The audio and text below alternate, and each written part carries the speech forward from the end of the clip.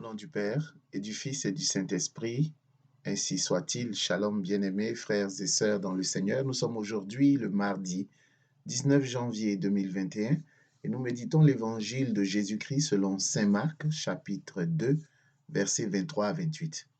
L'on assiste encore dans cet extrait à la quatrième controverse ou à la quatrième accusation publique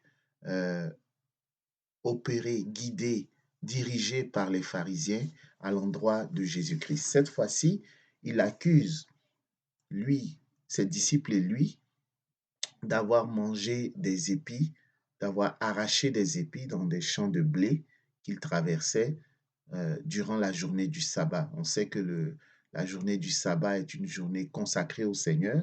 C'est une journée, comme le dit Exode chapitre 23, verset 12, « Le septième jour, tu chômeras, afin que ton bœuf et ton âne se reposent, et que le fils de ta servante et l'émigré reprennent leur souffle. » Voici en quoi le sabbat doit être respecté.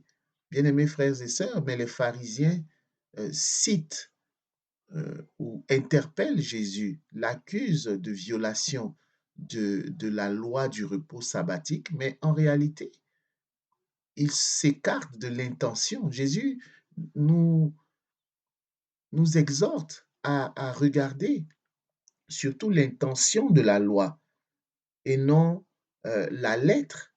La Bible nous dit clairement, la lettre tue, mais l'esprit vivifie. Dans quelle intention Dieu a décrété, a créé cette loi? C'est dans le but de se reposer et de permettre à son bœuf, à son âne, au fils de la servante et aussi à l'émigré de reprendre leur souffle, aux serviteurs et aux servantes.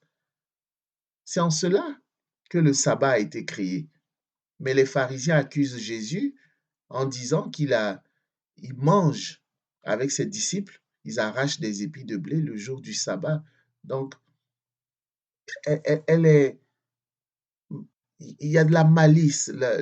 La loi ne dit pas exactement cela, mais elle est transformée, un peu comme Jésus dans le désert avec lors de ses tentations, euh, le diable modifiait, manipulait les Écritures pour le confondre. Jésus, encore une fois, utilise les Saintes Écritures pour confondre, pour rétorquer, pour répondre aux pharisiens. Il va leur parler de David. David est rentré dans le temple avec ses guerriers et ils ont consommé, parce qu'ils avaient fait, ils ont consommé les pains du tabernacle qui étaient consacrés seulement aux prêtres. Alors, ces pharisiens qui l'accusent aujourd'hui, ils excusent bien David d'avoir fait cela, ils ne remettent pas cela en question, mais ils accusent Jésus, qui est le Fils de l'homme, d'arracher des épis de blé dans des champs avec ses disciples. Deux poids, deux mesures, c'est à cela qu'on assiste. Et bien aimés frères et sœurs, nous aussi, nous sommes souvent dans ce cas de figure.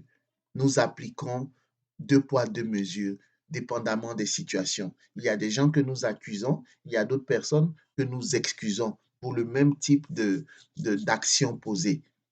Il nous arrive aussi d'accuser et d'excuser, deux poids, deux mesures.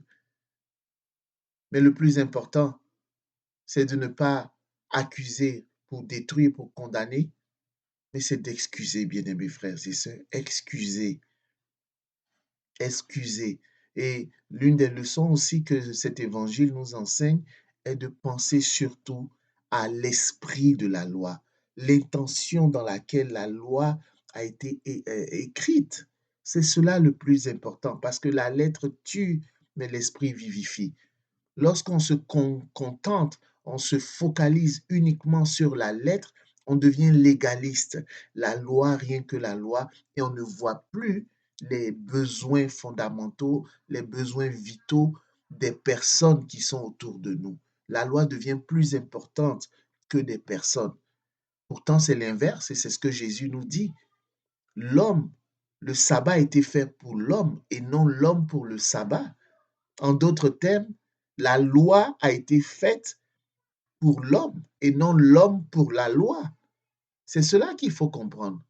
Bien-aimés frères et sœurs, on peut l'appliquer à notre niveau dans bien des situations. Il arrive de voir des personnes qui ont chez elles des domestiques, des servantes, par exemple, et qui les font travailler, je l'ai vu en Afrique, qui les font travailler du lundi au lundi, sans repos, sans repos.